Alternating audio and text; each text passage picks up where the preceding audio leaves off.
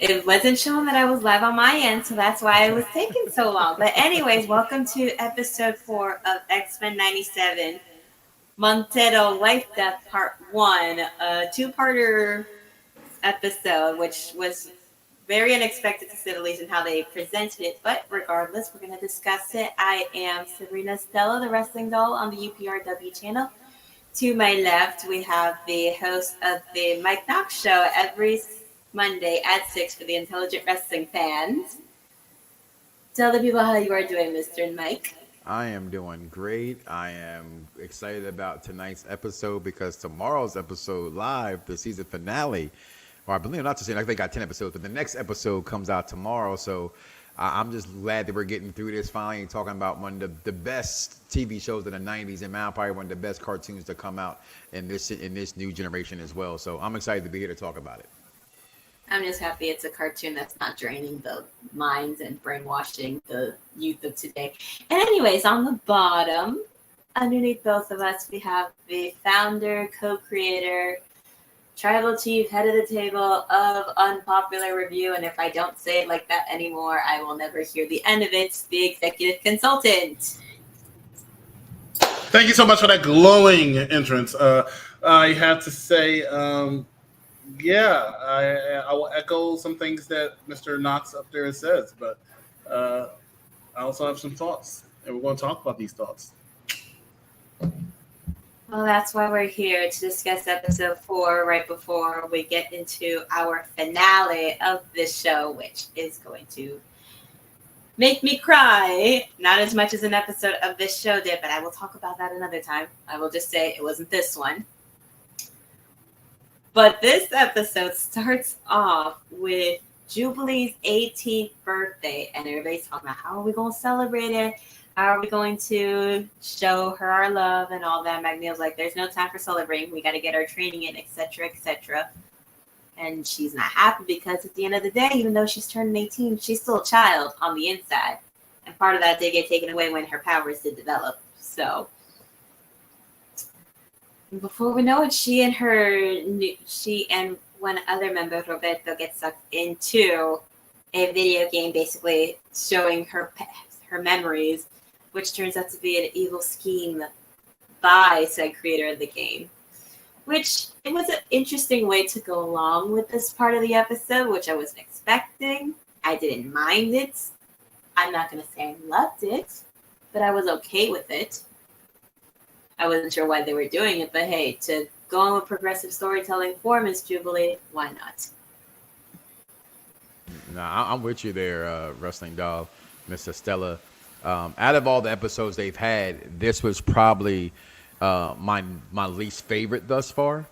I'm never the big fan of this villain, just how he looks and everything to me. I've always think it's funny, but I thought the episode was good in the sense from the second half of the show, right? Because it's also weird, and this is some things that X-Men has done before in the past in the cartoon series where it splits the episodes.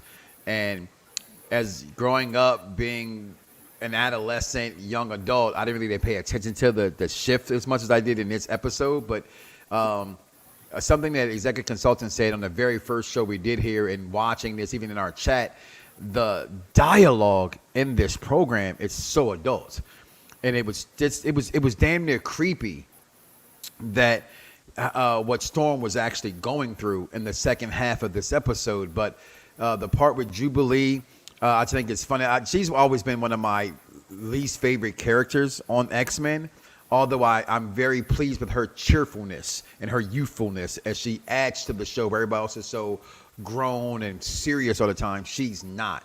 And I like that about her character nonetheless. The whole 18th birthday thing in the video game, it was actually a throwback to earlier episodes that X-Men have also had as well.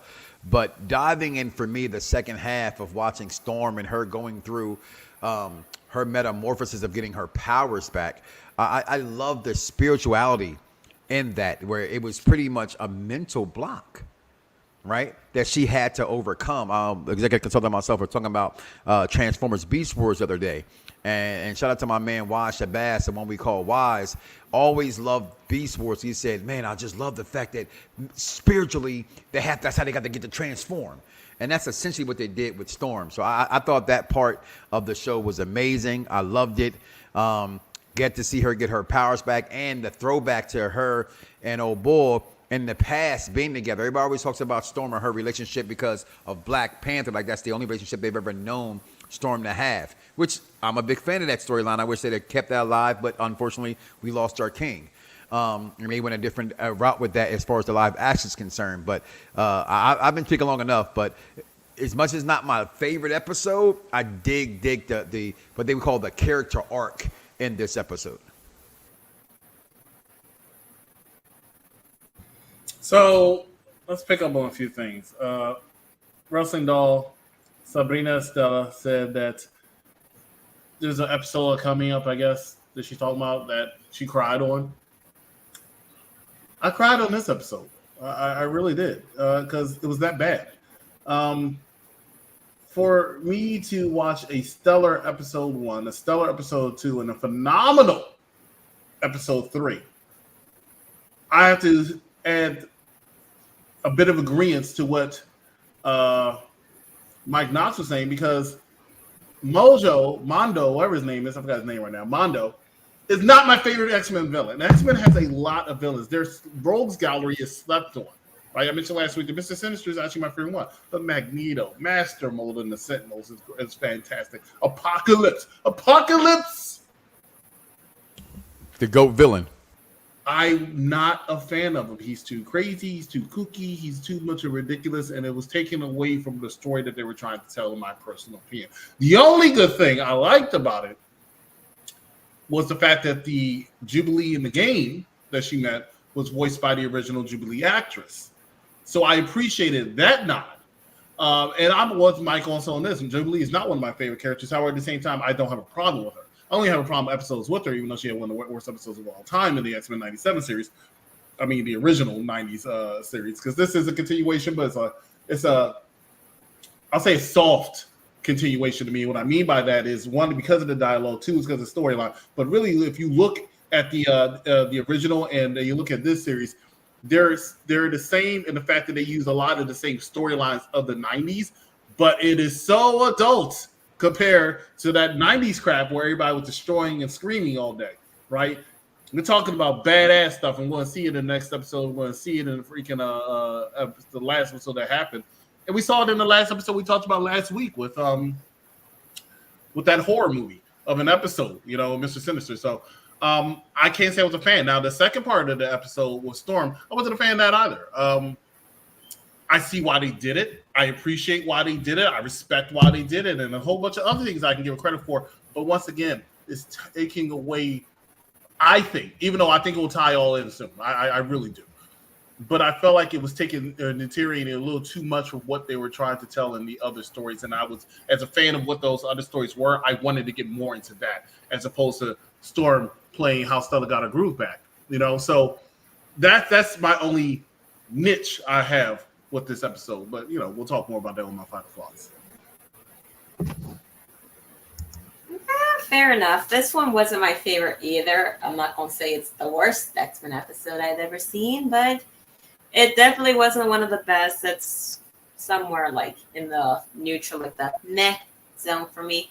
But like you two said, the second half was much better as far as this episode versus the first half of it, which I didn't mind, but I was a little confused by it, but I didn't mind it. The second half, I did enjoy seeing like the side where somebody's powers does get taken away and they do whatever they can to try to get it back. With the introduction of the character that comes in this episode that takes Storm because of her fears and what happens with her and Forge, it definitely was, I didn't expect it, but it was definitely one of the better villains that they had shown as far as in this version of the X-Men series, at least for me. I didn't mind the villain that they put out. But all I can say is it did it was a better villain this half of the episode versus the first half, because the first half villain was too crazy, too kooky, too ridiculous. I felt like I was watching, like, I don't know, one of those adult cartoon shows that they put out online where the villains are all kooky and ridiculous and you just can't get behind them because they're too over the top. But let's just hope. I'm just hoping that it's a one-off and we never have to see that villain again. I doubt you'll see him again for the rest of the season. Thank God. I want to hop into my final thoughts because that's what I do. But ladies and gentlemen, you know how I do it, so let's just bring it up.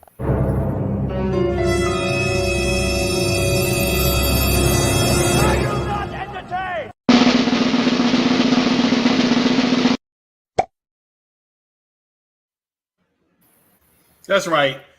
Gladiator gets a thumbs down for me. That's how uninterested I was in this episode. It just did not do it for me whatsoever. Now, granted, it's still a pretty decent episode for what it was, but I was not entertained.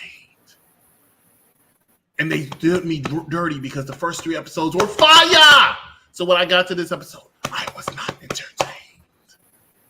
Thumbs down. Well, don't worry. We can talk about the next episode where it's even more entertaining and possibly one of the best episodes of the series ever put out. Arguably. But yes, this one definitely was a arguably, disappointment. So I'm going to give this episode a thumbs down as well.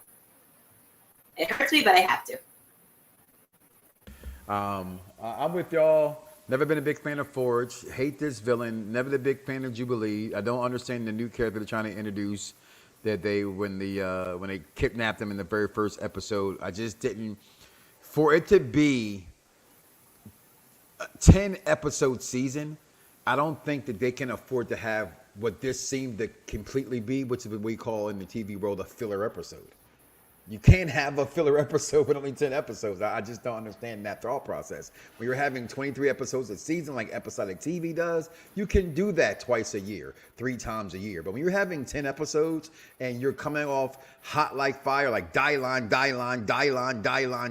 you cannot show up with whatever the heck that was. So, but I mean, it did its job. It did push, it progressed the story forward as far as what we were doing with Storm and getting her powers back, and we get to see that. So I can't give it a thumbs up. So there's 3 thumbs down, and it's that simple. It just wasn't a good episode, and it actually Just because you can't have a filler episode doesn't mean you should. Right. I mean, hell, I watched Smallville and Lois versus Clark. They're full of filler episodes. When you're on a 10-episode series, as Mike said, you should not have any filler episodes. When you're on 26, like originally you used to with a lot of these shows, you can have a filler episode or 2. I understand it. It's hard. But 10, and you come off with the fire. I love that. Echo!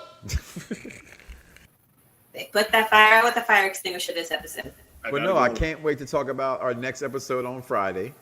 All right. I can't wait to talk about episode 6 and 7, where it does start to heat up in the internet world. Like Kendrick Lamar today went on fire for those episodes. I can't wait to talk about them. So from the 3 of us, all 3 gave us a thumbs down.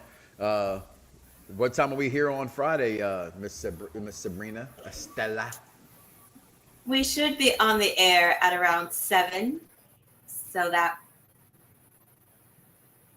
or apparently at 6. I think he's saying 7:30. Okay. All right. At least that way we'll give it a little more time so people can get into SmackDown on Fridays. I want to say one thing before we do go, because I did see this on social media. The creator of X-Men 97, Bo DeMaio, recommended some episodes of the original series to watch to prepare for the 3-part finale to see why the original show is so important. And they put out every episode from which season so people can be aware of which ones. Now, if anybody wants to write this down, do so, because I will be ready to say it all right now. So the first episode they put out to watch to prepare for the 3-part finale is season 1, episode 13, The Final Decision. Next episode, season 4, episodes 1 and 2, One Man's Worth, part 1 and 2. Season 4, episode 6 and 7, Sanctuary, part 1 and 2.